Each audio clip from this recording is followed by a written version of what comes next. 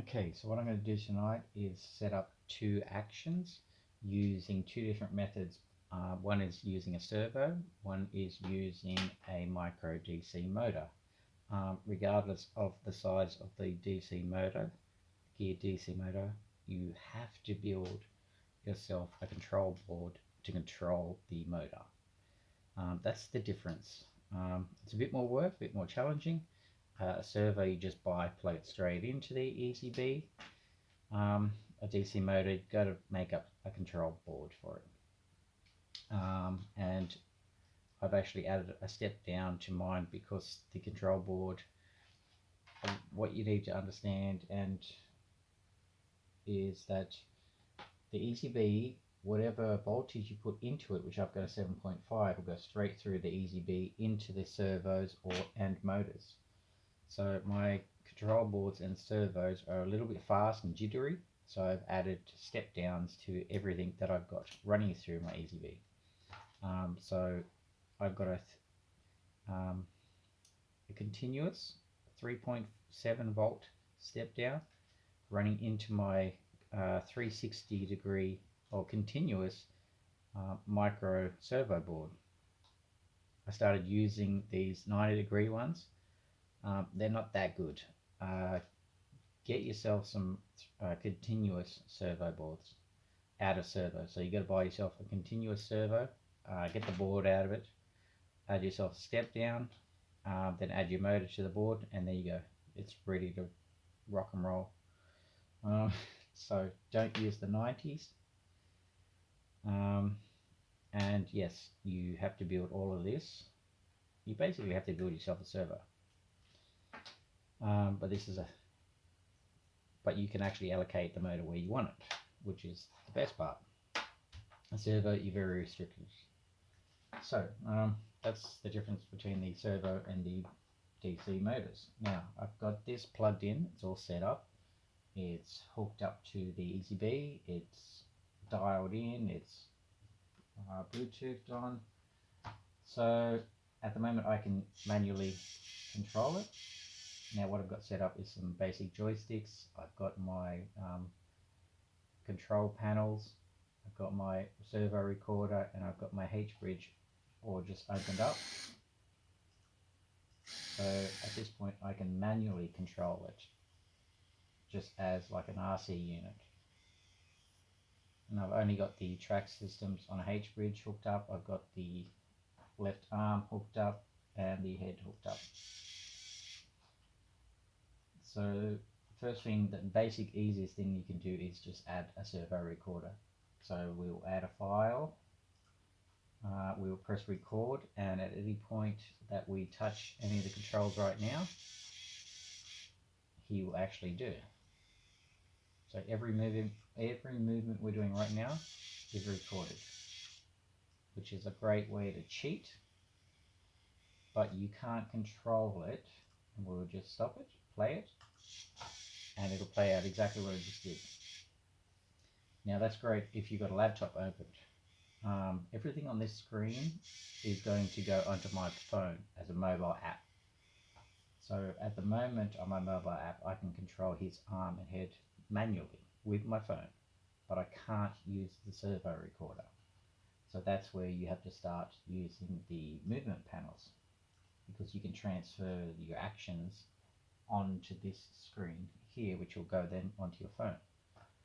So there's a bit of back and forth with your laptop and phone, trying to get everything. Oh, mainly it's on your laptop. You have to do everything on your laptop, then it gets sent to your phone.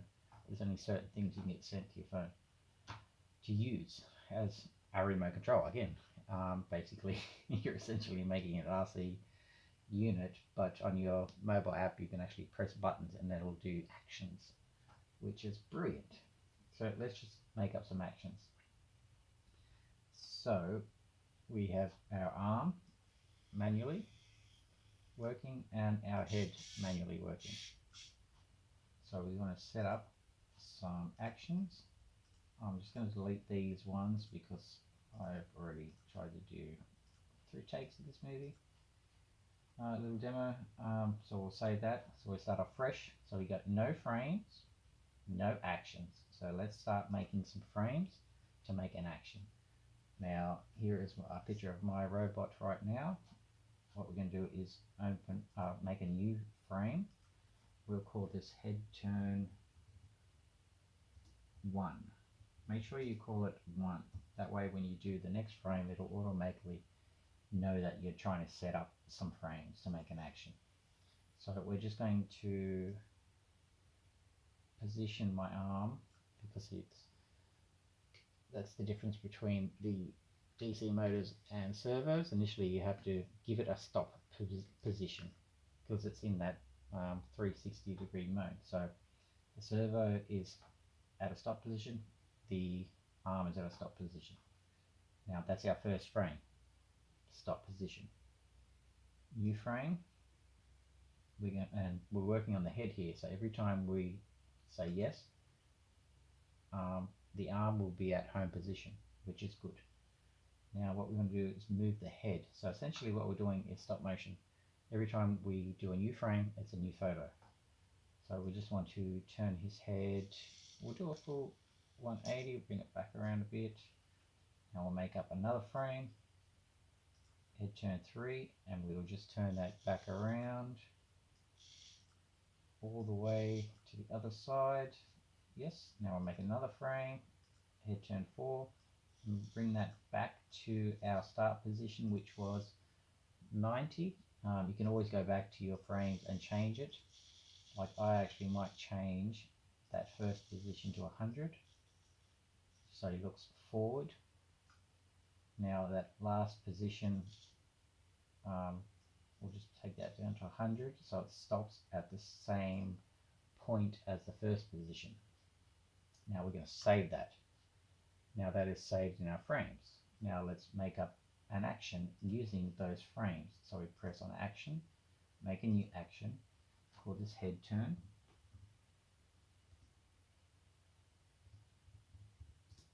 You only have to just call it head turn because it's an action. And we're going to select the 4 frames that we used to make this action. Save that, and now we've got an action. So we can move our head manually, and we can press an action.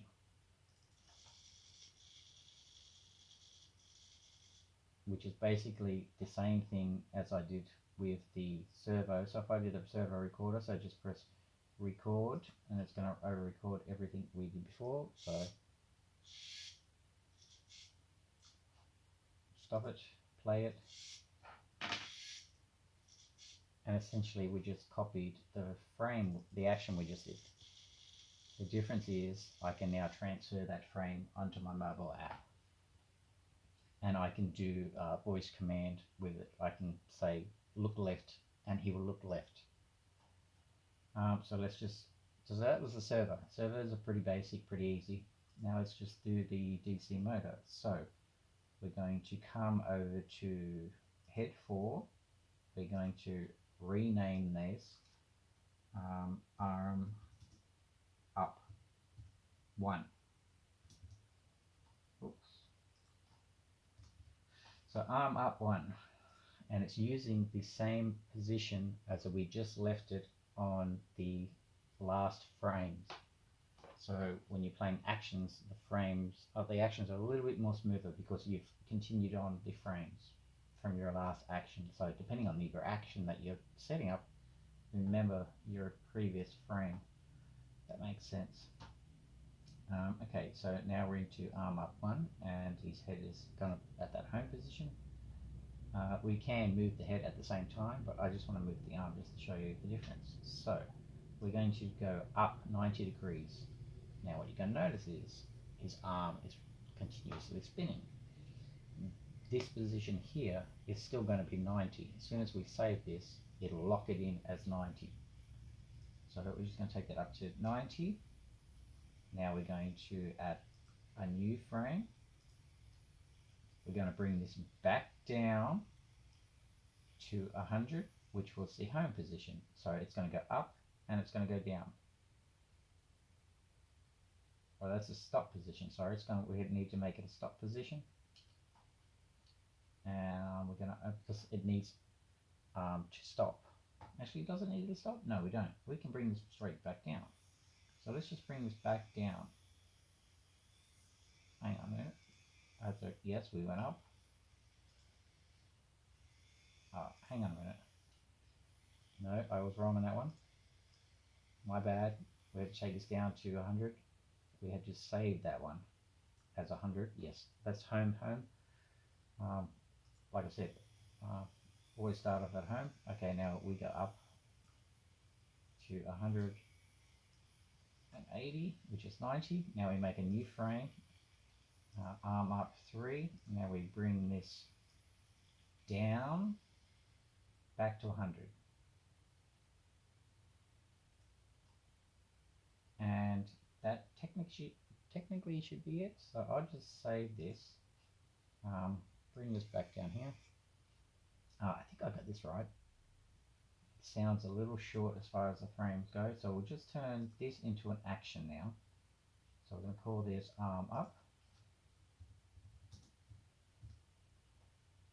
We're going to select our 3 frames. So arm up 1, 2, 3. I don't think this is going to work. This has got less frames than the actual head turn. It's supposed to be a little bit more. Alright, so let's just try this. So we've got in there, so we'll go up. Stops. Okay, yeah, that's what I thought. So I've only got half of the actions, but that was arm up. Now we want arm up and arm down. So I'll quickly do that. That was actually pretty good. That was a good test. Actually, I got that spot on. So we can manually bring it back down. So initially his action is arm up. So arm up. He did exactly what I said. So what I want to do now is you can always go back in. We're going to go back in the settings. We can always go back into arm up, which is, okay, that's arm up. And then that was a stop position. And then we do a new frame, arm up 4, will come down 90 degrees.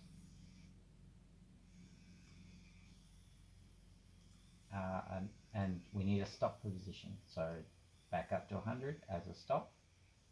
So initially we're telling this to do twice as much work. So we're going to save that. We're going to bring this manually down into our home position. Unlike our servo, which we can just let go and it will automatically go back to our servo because it's a 90-degree one. So we'll just go back into actions because we need to add the extra actions we just did. So we're going to change this to arm up and down. So we go arm up, which was, the last one was 3, 4, 5, save it. Now technically, if this all works out fine, and we'll start with his head, so we action is the head. Now we'll do the action of the arms, but it's supposed to go up, stop, back, down, stop. Up, stop, down, stop. Alright, so it worked.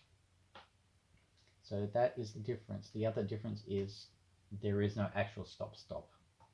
For the motors. There's a little bit of travel, especially with the down force of this arm. It's going to pull back a little bit more.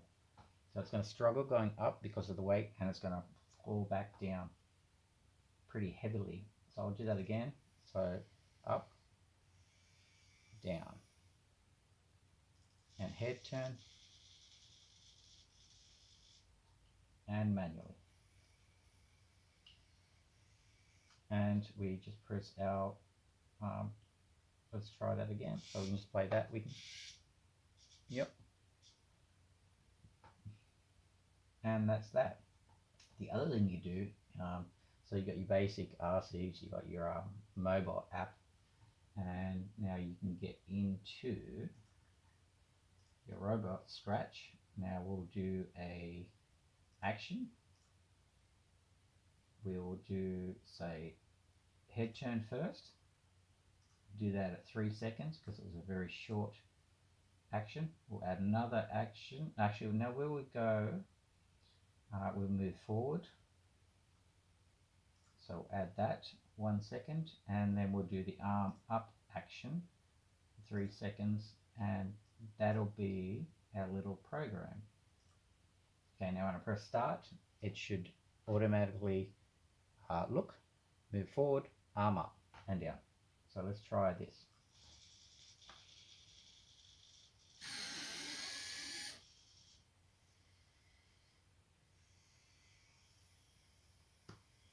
Okay. Well, that didn't go exactly to plan. Maybe it didn't have, I mean, that was pretty good. So I'm still working with this scratch robot thing.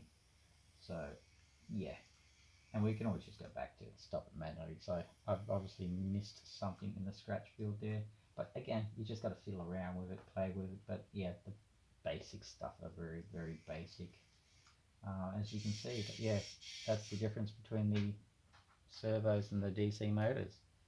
Not a hell of a lot, but it's all part of the fun. All right, there's the demo.